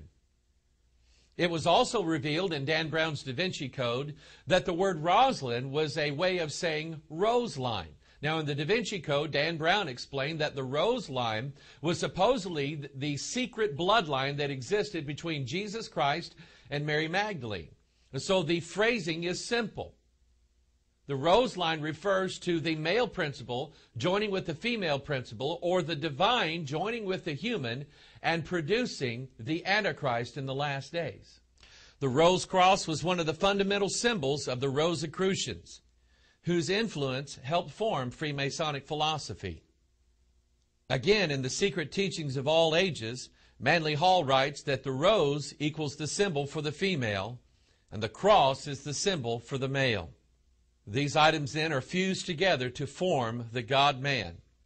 The symbols of the male and the female can also be seen on the porch of the same Masonic temple in McAlester, Oklahoma. Closely related to the symbol of the rose cross is the symbol of the cross and the crown. The cross represents the male. The crown represents the female. They are fused together to form the God-man. This symbol is seen right outside of a church in Missouri. This symbol was also used on the tombstone of Charles Taze Russell. Charles Taze Russell was the founder of the Jehovah's Witness cult. The Jehovah's Witness idea was based upon the early Gnostics around during the days of Paul. The Gnostics believed that every human being had a divine spark or a spark of divinity located deep inside of them, awaiting a ritual or awaiting a certain point in time when that spark would erupt into the full flame of divinity, making the human divine. The five-pointed rose symbol is also seen on the death card of the tarot. Its number is 13, showing its relationship to mystery, Babylon the Great, the mother of harlots and abominations of the earth. One of the most interesting aspects about the rose is that the rose conceals the thorn. Hence the thorn mingled with the seed of men in the form of the cross, the X chromosome where the DNA is stored. The emblem of the broken column features a woman weeping over a broken column holding a sprig of acacia. Father Time is pouring ambrosia over the ringlets of her hair. Most all Masonic authors agree as to the nature of the symbolism of the broken column. The broken column represents the dead Osiris. He is the god who was murdered. He is a type of the Antichrist. The woman represents Isis weeping over the murder of Osiris. This same ritual was referred to as one of the abominations that God showed to Ezekiel in Ezekiel chapter 8, where the women were weeping over Tammuz. The old man is regarded as time. Masonic authors teach that Father Time is a symbol for Saturn. Saturn, in turn, is a hidden symbol for Satan. Ambrosia is any food or drink of the gods that gives immortality and godhood to man. As we saw earlier, acacia is a thorn tree and is a symbol for the Antichrist. The ambrosia being poured into the ringlets of her hair, the ringlets of her hair represent a symbol for the double helix of DNA. So far in this presentation, we've seen several examples of the Antichrist being represented as being dead and then being brought back to life by some ritual or at some point in time. One of the key symbols that is related to that is the symbol of the tomb or the casket. In the Secret Teachings of All Ages, Manly P. Hall says that Hermes, which is a form of Hiram Abiff, was buried and a great treasure was placed in his tomb, a treasure of secret knowledge. This is related to the Masonic lost word that is buried and hidden in a tomb awaiting to be revealed. It was under the tombs that the supposed treasure of the Knights Templars was found or discovered in the movie National Treasure. This teaching is at the core of Dan Brown's book, The Lost Symbol, an ancient secret or treasure buried and accessed by a mystical port. Here's a quote from Dan Brown's The Lost Symbol. Legend holds that the verbum significatium is buried deep underground, where it waits patiently for a pivotal moment in history, a moment when mankind can no longer survive without the truth, knowledge, and wisdom of the ages. At this dark crossroads, mankind will at last unearth the Word and herald in a wondrous new age of enlightenment. In Albert Pike's book, Morals and Dogma, he teaches that Hiram Abiff is related to Osiris, the sun god, who was killed by his brother Typhon by placing him in a casket. His wife Isis, who represents the moon, retrieved the casket and concealed it. Albert Pike also says, in the Mysteries of Phoenicia, established in honor of Tammuz or Adonis, also the sun, the spectacle of his death and resurrection was exhibited to the initiates. A figure was exhibited representing the corpse of a young man. Flowers were strewed upon his body. The women mourned for him. A tomb was erected for him.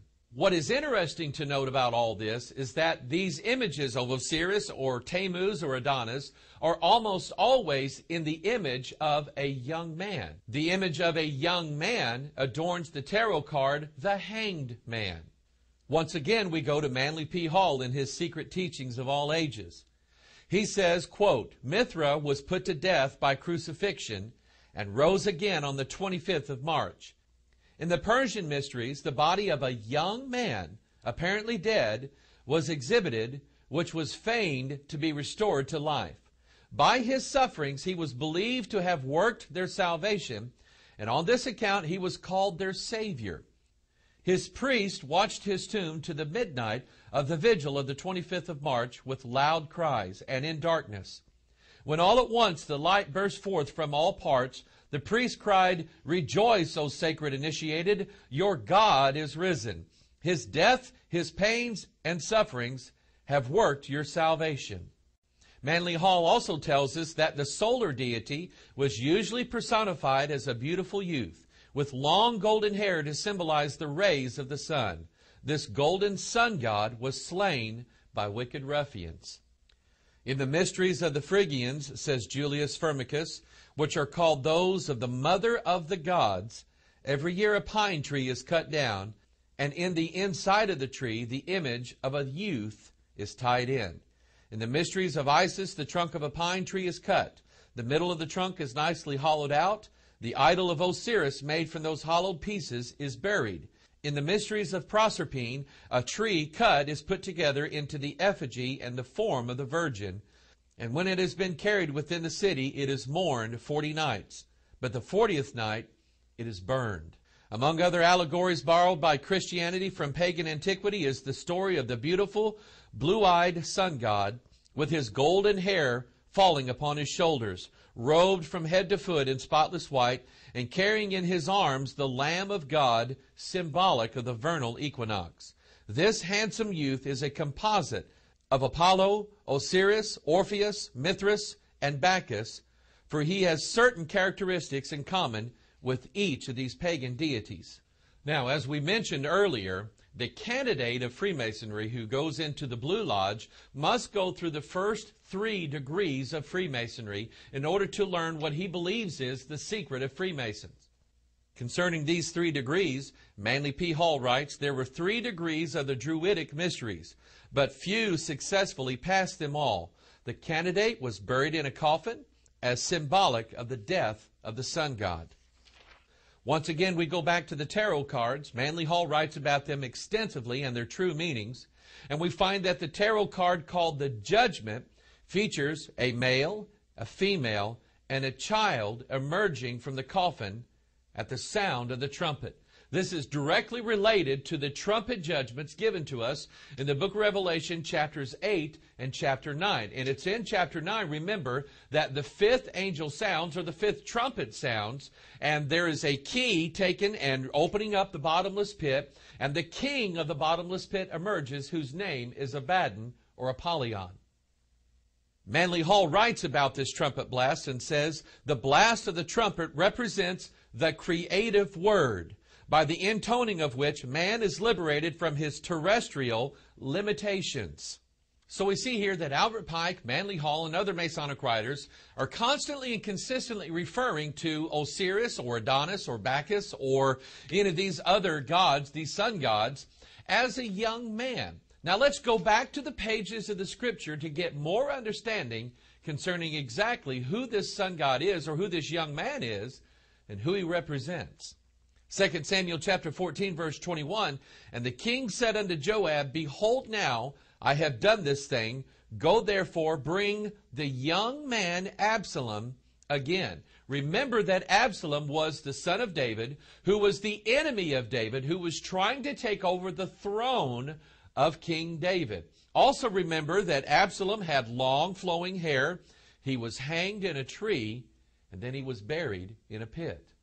This concept that the Antichrist is equal to the lost word of Freemasonry is echoed by Manly Hall when he speaks of an ancient, mystical, hidden, secret book called the Book of Thoth. The Book of Thoth was kept in a golden box in the inner sanctuary of the temple. There was but one key, and this was in the possession of the master of the mysteries, the highest initiate of the Hermetic Arcanum. He alone knew what was written in the secret book.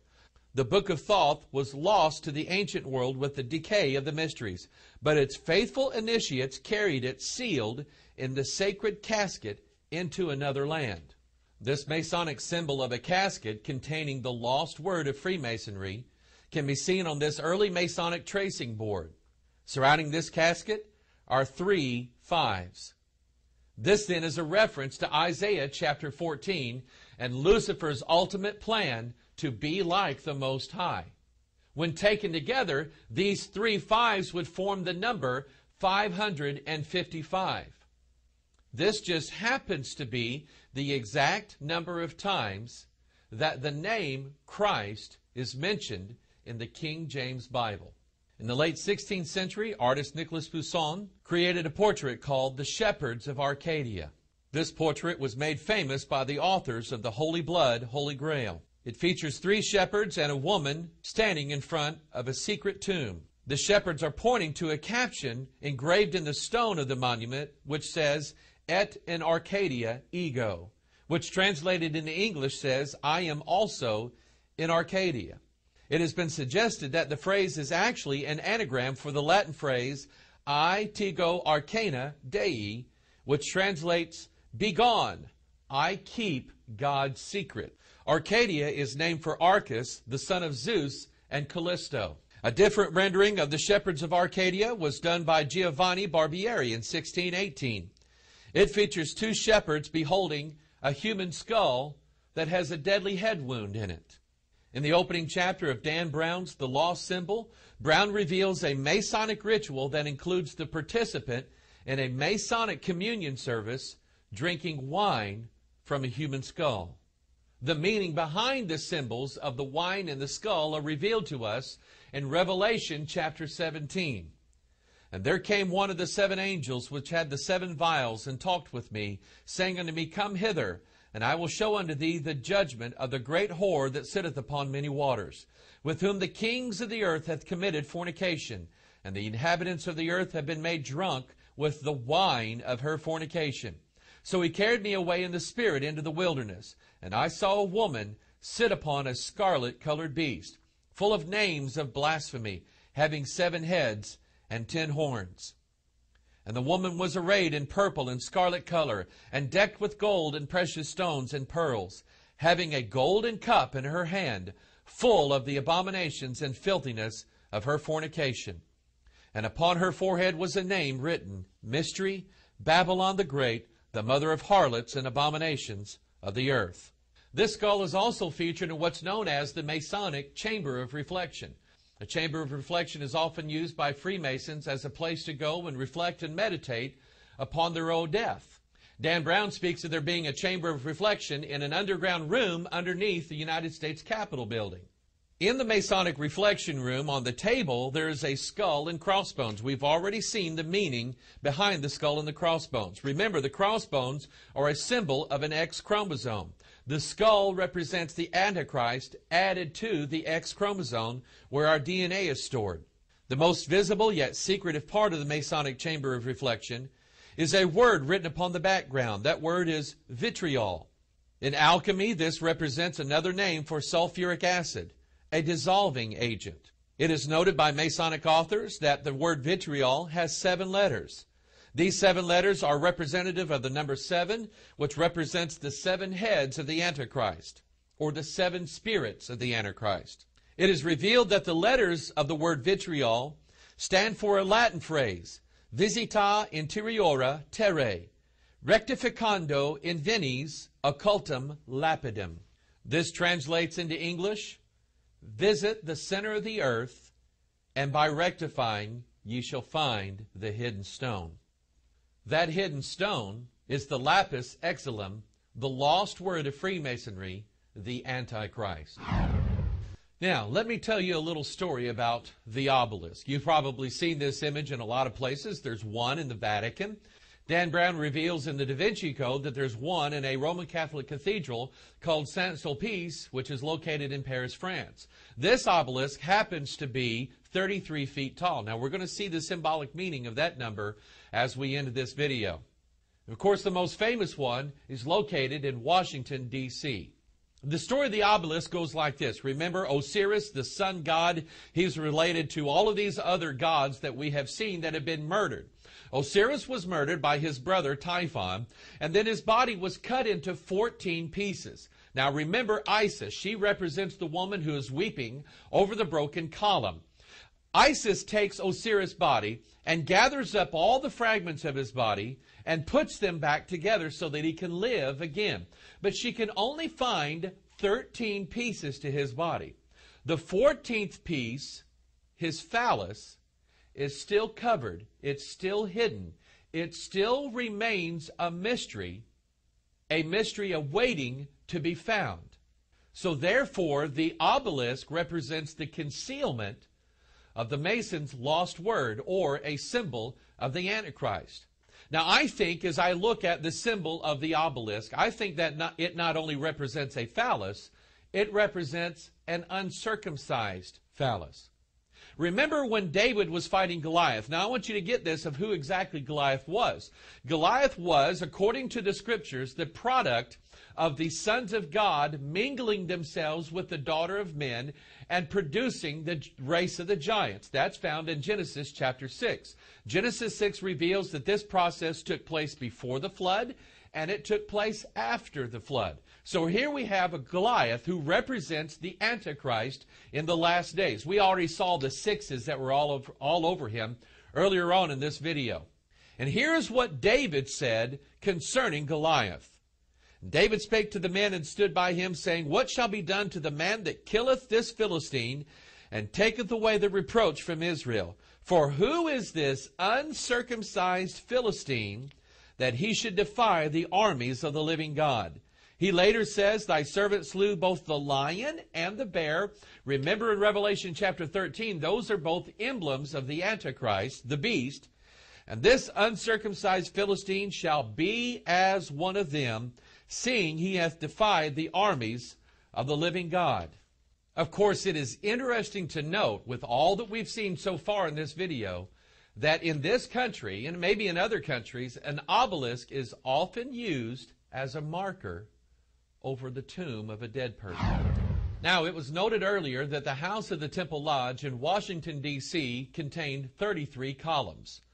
The throne on the inside of the temple room where the worshipful master is seated is a 33-foot high throne. This lodge is located at 1733, which makes it the 33rd house on the 17th block. The Masonic Cathedral in St. Louis also bears the number 33 in its address.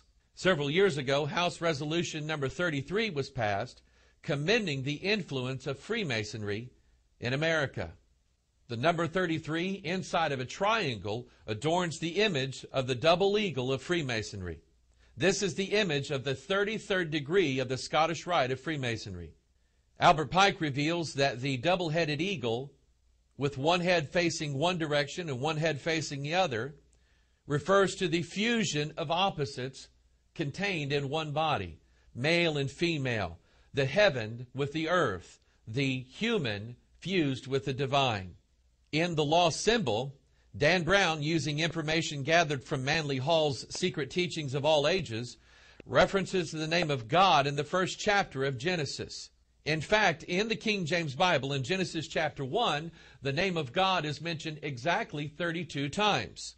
The 33rd time that God's name is mentioned is found in Genesis chapter 2, verse 2, and on the seventh day, God ended his work which he had made, and he rested on the seventh day from all his work which he had made. So then, following this pattern in Masonic ideology, the number 32 represents the great arcanum, or the great work of Freemasonry. The number 33, or the 33rd time God is mentioned in the King James Bible, represents the finished work on the seventh day. This is a Masonic reference to the number 7, and a reference not just to the creation of mankind, but the recreation of mankind. Manly P. Hall says that the 33 degrees of the Scottish Rite of Freemasonry is related to the 33 bones of the human spinal column. This is related to the Eastern mystic idea or concept called Kundalini. Kundalini teaches that at the base of everyone's spine is a coiled serpent. Through certain rituals and certain practices, or in time, the serpent will uncoil itself, writhing itself around upward through the 33 bones of the human spinal column, up into the human skull where the pineal gland is located, giving the human being enlightenment, or the third eye of godhood. Concerning this, Manly Hall reveals the following: the exact science of human regeneration is the lost key of Masonry. For when the spirit fire is lifted up through the 33 degrees or segments of the spinal column and enters into the domed chamber of the human skull, it finally passes into the pituitary body, which represents Isis, where it invokes Ra, the pineal gland, and demands the sacred name. Now let's go to the pages of the Bible, and we will clearly see that the number 33 is the quintessential number for the revealing of the beast in the last days. Remember, this was prophesied in 2 Thessalonians chapter 2, that the man of sin would be revealed, the son of perdition, who opposeth and exalteth himself above all that is called God or that is worshipped, so that he is God, sitteth in the temple of God, showing himself that he is God. Now remember, this Antichrist, or this beast, the son of perdition, the man of sin, is opposing everything that is called God or that is worshipped. The beast stands in direct opposition to, number one, God himself, and number two, the people of God. And so for a clear picture of this, let's go back to the book of Joshua, chapter 12. The Bible says, "Now these are the kings of the land which the children of Israel smote, and possessed their land on the other side Jordan toward the rising of the sun, from the river of Arnon unto Mount Hermon, and all the plain on the east." Now, here's the interesting part. Moses was the one who was responsible for leading the children of Israel from Egypt to as far as the Jordan River.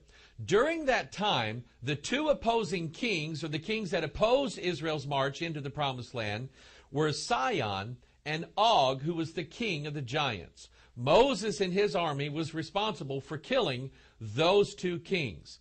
And then in Joshua chapter 12, we read on to see that after Moses has departed from the scene, Joshua then leading the children of Israel across the river Jordan into the Promised Land.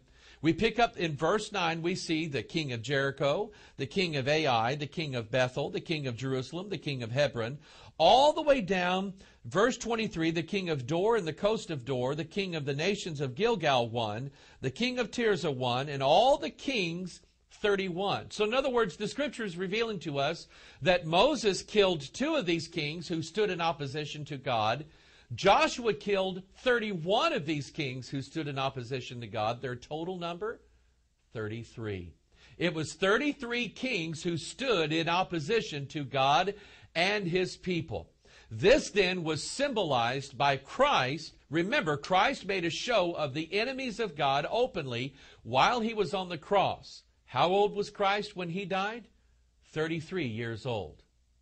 In 1 Kings chapter 20, we find another representation of kings who are opposing the armies of God, the Israelites. In 1 Kings chapter 20, verse 1, the Bible says, "And Ben-Hadad, the king of Syria, gathered all his host together, and there were 32 kings with him, and horses and chariots, and he went up and besieged Samaria and warred against it." Ben-Hadad, the king of Syria, with his 32 kings, equals 33 kings total who are in opposition and besieging the children of God, and thus God himself. Remember what we learned earlier. The number 32 represents the elevated man. Remember the image of the Sephiroth. The Sephiroth was 10 circles representing the 10 kings of the kingdom that Daniel described in Daniel chapter 2, the kingdom that shall mingle themselves with the seed of men.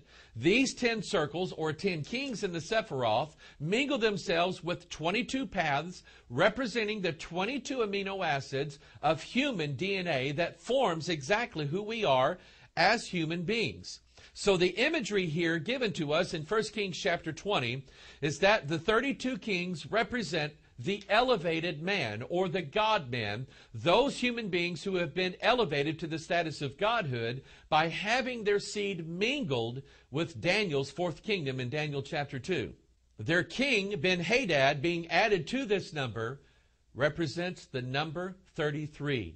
It is the number for the Antichrist and his people, who stand in direct opposition to God, who gather themselves together in the valley of Megiddo, or Armageddon, to face off with Jesus and those who have been resurrected in the last days to fight with him. But of course, you and I both know that the Antichrist and all of the enemies of God were already defeated at the cross of Jesus Christ when Jesus was 33 years old. Now, remember this verse we've looked at several times throughout this video. Revelation chapter 17, verse 8. The beast that thou sawest was and is not, and shall ascend out of the bottomless pit and go into perdition. Now, one of the interesting things that I see in the King James Bible is that this exact phrase, the beast, is used in exactly 46 verses of the King James Bible. 46, remember, is the exact number of chromosomes, represented by the two columns of Jachin and Boaz. The 33rd occurrence of the phrase, the beast, is mentioned in Revelation chapter 13, verse 17. And that no man might buy or sell, save he had the mark or the name of the beast or the number of his name. And of more interesting note is that when we confine our search of the phrase, the beast, to the New Testament of the King James Bible, we find that it is recorded for us exactly 33 times. The very first occurrence of the phrase, the beast, in the New Testament of the Bible is found in Acts chapter 28, verse 5. This is a story concerning Paul. The Bible says, and he shook off the beast into the fire and felt no harm. This is a beautiful image of exactly what was prophesied by Daniel in the book of Daniel, chapter 7, verse 11. And I beheld then, because of the voice of the great words which the horn spake, I beheld even till the beast was slain, and his body destroyed and given to the burning flame. I hope you've been enlightened to some extent as to what the secrets of Freemasonry are and a lot of their symbols and what they really represent. If you've read Dan Brown's The Lost Symbol, then you realize what the lost symbol is referred to by Brown in this novel. Dan Brown tells you that the lost symbol is the Bible. Now, one of the things that really strikes me about Dan Brown's writing and his belief systems, and he based a lot of his research and his beliefs upon what Manly Hall wrote in The Secret Teachings of All Ages, which is kind of why I use that heavily in this presentation. But Dan Brown has the belief, and he's admitted the belief, and this belief comes out in the lost symbol, that he believes in the Bible, but he doesn't believe that the Bible should be taken literally. And in fact, he says that in the lost symbol, he says that there are people, fundamentalist Christians like myself, who take the Bible way too seriously. It was never intended to be taken literally, but allegorically, and only as a symbol. Dan Brown could not be any farther from the truth as far as I'm concerned. The Bible is always and has always been intended to be understood in its literal way. God doesn't have a problem speaking. God does speak in symbols, but He always explains those symbols to us in the pages of the Bible itself. The Bible is always its own best dictionary. The Bible is intended to represent the Word of God. It's also intended to represent the plan of God for humanity. Humanity is in a fallen state right now because of our own wickedness and our own sin. The Bible then reveals the plan of God's salvation. It's not in Osiris. It's not in Bacchus. It's not in Tammuz. It's not in Adonis. It's not in any of these false gods that have appeared to have been murdered and resurrected for the benefit of mankind. All of these are images of a false Christ, not the real Christ. The real Christ is revealed to us in the Scriptures as the mystery of godliness. God was manifest in the flesh. Jesus Christ came in the flesh. He came because He was obedient to His Father. He came to reconcile man to God. Man is in a fallen state. Man is sinful. Christ died on the cross to redeem man from his fallen state so that man could live forever. My recommendation to you is that you read the Bible, you study the Bible, you meditate on the Bible, and you believe the Bible so that you will know that the promise of eternal life is real and it's offered to you freely by God through His Son, Jesus Christ. This is Pastor Mike, and I hope you've enjoyed this video presentation. May the Lord bless you. Bye-bye.